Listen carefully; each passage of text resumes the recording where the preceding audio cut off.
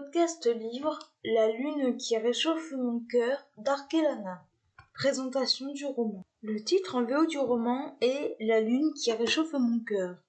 Il a été publié en France en 2023. C'est un livre auto-édité qui fait 349 pages. Je lui ai mis la note de 10 sur 10 et le conseille aux adultes. Quatrième de couverture. Lune pensait savoir ce qu'elle voulait faire de sa vie, mais elle réalise que la fac de droit n'est pas faite pour elle. Elle se réfugie alors dans sa passion de la lecture.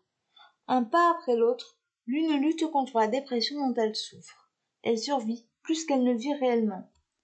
Ces dernières années, Gabriel est enfermé dans une bulle. Devenu solitaire, il a régulièrement besoin de s'entourer des montagnes, au risque de s'effondrer. Un soir, il match sur Tinder.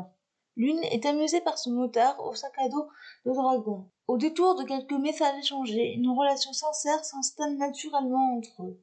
Lune craint de s'ouvrir à lui, et pourtant, très vite, Gabriel prend de plus en plus de place. Il est bienveillant, attentionné, doux. Et surtout, c'est comme s'il comprenait tous ses mots. Pour la première fois de sa vie, Lune va enfin se confronter à qui elle est réellement, tout en offrant à Gabriel toute la chaleur dont son cœur a besoin. Ce que j'ai pensé de ce roman. J'ai découvert ce roman sur un salon du livre. Je l'ai adoré. Le résumé étant long, je ne parlerai pas plus de l'histoire. Les personnages sont très attachants avec leurs forces et leurs faiblesses. Lune, oui, c'est le nom de l'héroïne, 19 ans, vit avec sa maman et se trouve dans une période difficile. Elle fait la connaissance de Gabriel sur une application de rencontre. Gabriel, 21 ans, est passionné de moto et de road trip. Il est très gentil et prévenant. Le jeune homme va vite s'attacher à Lune. Les autres protagonistes ont leur importance dans l'histoire, comme la maman de Lune, sa meilleure amie ou bien encore la famille de Gabriel. L'intrigue est belle, même si elle aborde des thèmes sensibles, comme la santé mentale par exemple. Âmes sensibles savent s'unir.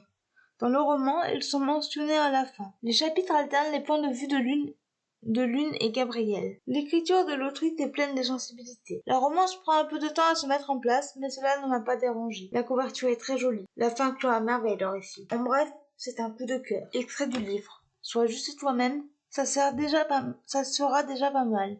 Ne cherche pas à être ce que j'aimerais que tu sois. Les points forts de ce roman, les personnages, l'écriture, l'intrigue, les thèmes traités, la romance, la couverture et la fin. Les points faibles de ce roman, pour moi, il n'y en a pas. Voilà, c'en est tout pour ce podcast. J'espère qu'il vous aura plu.